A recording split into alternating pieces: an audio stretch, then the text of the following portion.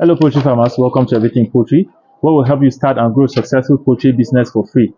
In today's video, we'll be discussing an important topic: what you need to have in place before starting a successful poultry business. I'm Dr. Mantongoke, and I'm here to help you start a successful poultry business. I love poultry production, and as a veterinarian, I find poultry farming to be very lucrative. So, I'm on my 2,000 layer poultry farm, and I'm going to show you important things you need to have in place to be able to succeed in poultry farming. You need to have the basic knowledge about poultry operations, how these birds can be handled before you start a poultry business, be it layers or broilers. You need to have a mentor. You need to have a veterinarian that will guide you towards succeeding in poultry business. It is important that you stick to your veterinarian's advice, and also you can get advice from other sources.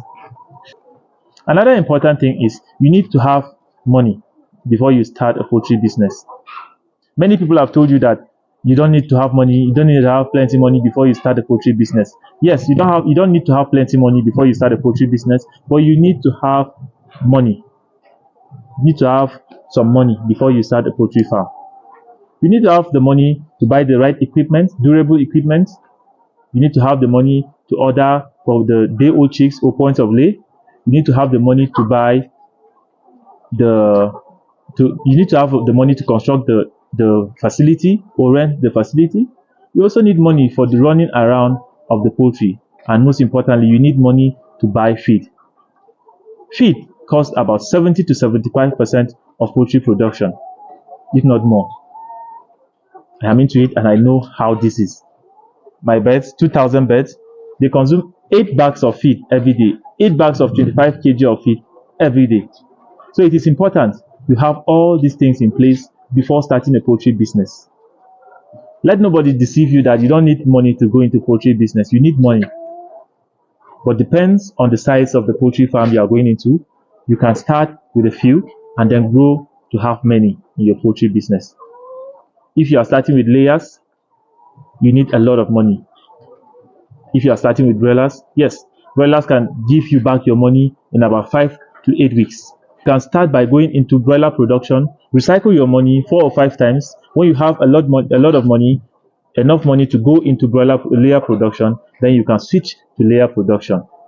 Another thing is that you need to have a structure in place before you start a poultry farm. Starting a poultry farm entails having a good structure. Without a good structure, your birds will not do well. In this farm, we have a lot of windows, and this farm is in Jos. Jos is a very cold environment. It's a very cold place in Nigeria. Plateau State is the coldest region. It's the coldest state in the whole of Nigeria, and yet we have a lot of ventilation. Ventilation is very important in your poultry structure. Do not ignore that. When you have cross ventilation, windows on this side, windows on the opposite side, air from the opposite side goes out through the other side, then your birds can do well. If you don't do that, then you can frequently encounter bird diseases. So it is important to have a good facility for your poultry birds to be able to thrive. Another important thing is that you need the market. One of the things I tell most of my students and my clients that I meet every day is that this is one of the most important things you need to have before you start a poultry business: the market to sell your products. Poultry products are perishable. Yes, they are perishable, especially egg. If you don't have the market to sell your eggs, then you may run into loss. You need a stable supply. You need a stable demand for eggs before going into layer production, because the more eggs you store, the more you lose. And if you cannot sell your eggs, then you cannot feed your birds. You run into debt. So it is important to have a stable demand for eggs. Create demands if you don't have. Make contacts with other farmers so that they can help you sell your eggs when you have too much of eggs without demand. Also, you can look for channels which you can be able to sell your eggs in other states where there is higher demand for it. If you are keeping broilers, you need demand You need to create demand. Go to schools, boarding schools, go to restaurants, go to roadside eateries, and go to meat joints. Advertise your product. Tell them this is what you have. Use social media to your advantage and make sure you advertise these products. Make sure you have created a lot of demand for this product before your product is ready.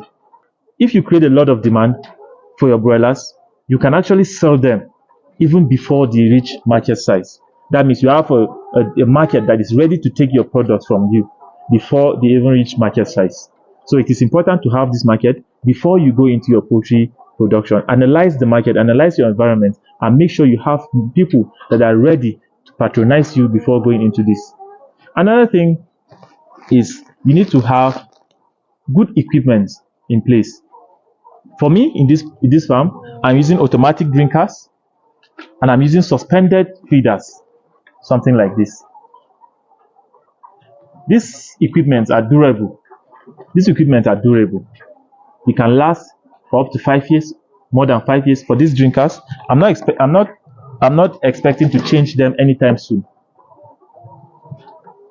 If you don't have a lot of money to start with automatic drinkers, because automatic drinkers are expensive, you can go with the normal drinkers you use, the bowl drinker, where you put water inside the bowl and you put an iron over it. Whether you're buying day old or you're buying points of lay, you need to buy from a reputable farm, a reputable hatchery. How do you know reputable hatchery? There are many ways to know if a hatchery is reputable or not: by consulting a veterinarian or by consulting other poultry farmers. Other poultry farmers that have been keeping these birds for long may know that the birds from a certain farm, a certain hatchery have been doing well, so they can recommend those hatcheries to you. Consulting a veterinarian is also very important because as vets, we treat many poultry cases, we receive many poultry complaints, and we have data about these farms. If this farm is known for having CRD, or this farm is known for having birds that easily come down with coccidiosis or other diseases, it is important also to make sure those birds are coming directly from such hatcheries. To prevent exchange of these birds on the road, make sure you use proper transport channels.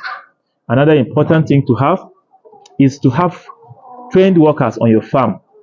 If you have workers that are not trained, then you are going to run into loss. The more you train yourself, the more you update yourself. Provide training for your workers, especially if you have a large farm. Make sure all your workers are trained poultry farmers so that they can implement your ideas on your farm and they can follow the veterinarians so that they can follow the veterinarian's instructions to the letter. So it is important. Don't be afraid of laying somebody off. It is very important for you to be successful in poultry farming and on any business at all. If someone is not working, is not doing his work well, and after training the person is not ready to do it, the person can be laid off and another person can be brought in. But don't forget, always make sure you train your workers on how to handle birds in your poultry farm. Also, you have to check your workers consistently to make sure they are not stealing from you. You can also go as far as installing CCTV on your farm to help you monitor everything that is going on your farm. This is a 2,000 capacity farm, and I have 3 cameras on this farm to help me monitor these birds. So if you are enjoying this video, do well to hit the subscribe button and turn on the notification bell to get notified every time I post an important video like this. So if you are just thinking of starting a poultry farm, you might be confused or wondering, should you go into broiler production or layer production? Let me help you decide on which to go into by differentiating between broilers and layers. So layers are birds that are kept for eggs like this. By layers, they can lay an egg every 26 to 28 hours. That means they can lay 6 eggs every week. While broilers are birds that are kept primarily for their meat. They can gain up to 2 kg of weight in 6 weeks. They have genes that are modified to grow fast. They have genes that are modified to help them grow fast. That means they can consume a lot of feed daily. So it is important you analyze which one do you want to go into. If you are on a budget, You can start with broiler production. You have to feed layers from day old to point of lay, which could be about 20 weeks before they can start laying. But for broilers, you can start a broiler farm today and sell them in the next 5 weeks or 6 weeks and get your money back and restart the business again. This is very important. You decide if you are short of money, go for broilers. Then you can grow into layer production. Also, you have to consider the market demand. Broiler farming is a seasonal business. You cannot farm broiler year round without a consistent market. The market for broilers are primarily festive periods like Christmas, Salah, New Year, Easter, and also wedding periods. But if you have a consistent demand by supplying to restaurants and boarding schools and other public events, then you can keep broilers. And if you have those constant supply, then broiler production is very, very lucrative. While for layers, there's consistent demand for eggs year in, year out. All year round, there's demand for eggs with small dip in demand. But on a general note, there's a consistent demand for eggs compared to broiler meat. Also, you have to consider the ability to sell to the neighboring states. If you have a lot of poultry products you are producing, and there's little or no demand in your area, you can consider selling those products in the neighboring states or the neighboring environment. It's just a way of diversifying your market so that you don't get stuck when a person is not ready to order from you. It is also important to sell to different consumers, so that if this market is closed, this one is available for you to sell, so that you don't get stranded. Broilers require less space compared to layers. This space is for 2,000 layers, but I can keep 3,000 layers in this place and they will do very well. That's because layers need to exercise, need to walk around, because we need them to have strong bones and they need to be agile. While broilers we need them to reserve their energy, to convert their excess energy into flesh, into weight. So we need layers to walk around because we don't want layers to become fat. If layers are fat, they will lay fewer eggs.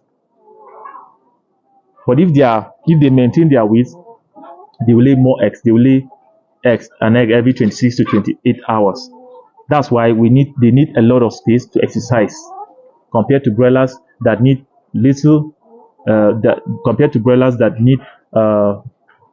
less space, because we don't want them to expend their energy from exercising. If you have a little space, consider going into broiler production. Then you can get enough resources to expand that business.